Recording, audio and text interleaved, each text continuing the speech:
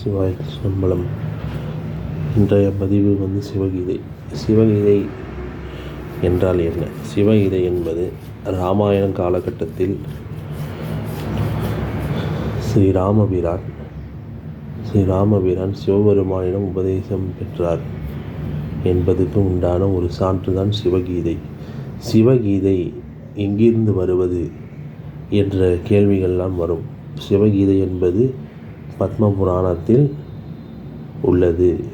யாரால் எழுதப்பட்டது என்றால் வேதவியாசரால் எழுதப்பட்டது. சரி, இப்போது சிவகீதைக்கு வருவோம். சிவகீதை என்பது சிவபெருமானால் ஸ்ரீராமபிரானுக்கு உபதேசிக்கப்பட்டது. அகத்தியர் ஒரு நாள் ஸ்ரீராமபிரான் ராவணன் சீதையை கடத்தி சென்றது பிற்பாடு ஸ்ரீராமபிரான் மிகுந்த கவலையில் இருந்தார்.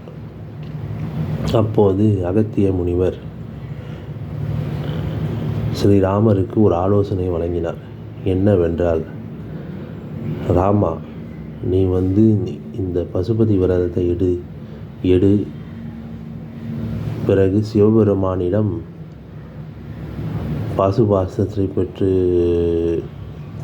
பெற்று வா. ராவணனை எதிர்கொள்வதற்கு உன்னை நீ தயார்படுத்திக்கொள் என்பதற்காக அவர் சொன்னார். பிறகு ராமனும் சொல்வது கேட்டார். பிறகு சீதையின் மீது கவலையில் அவரும் மன உளைச்சலில் சொல்லி கொண்டிருந்தார். எப்படி என் மனைவி இல்லாமல் நான் வாழ்வது என்பது பற்றி. அதற்கு அகத்தியர் சொன்னார், ராமா, ஒரு பெண்ணினுடைய உடல் 5 பூதங்களாக உருவாக்கப்பட்டது, பஞ்சபூதங்களாக உருவாக்கப்பட்டது.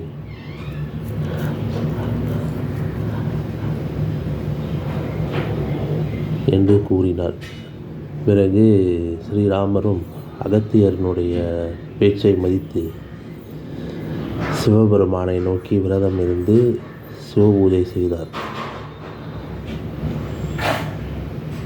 பூஜையின் இறுதி நாளில், பசுபதி விரதத்தின் இறுதி நாளில் சிவபெருமான் பிரசன்னமானார். பிரசன்னமான பிற்பாடு அங்கிருந்து சிவகீதை ஆரம்பமாகியுள்ளது. சிவபெருமானும் ஸ்ரீராமருக்கு உபதேசம் வழங்கினார். இதுதான் சிவகீதையின் ஆரம்பம். மேலும் அத்தியாயம் 1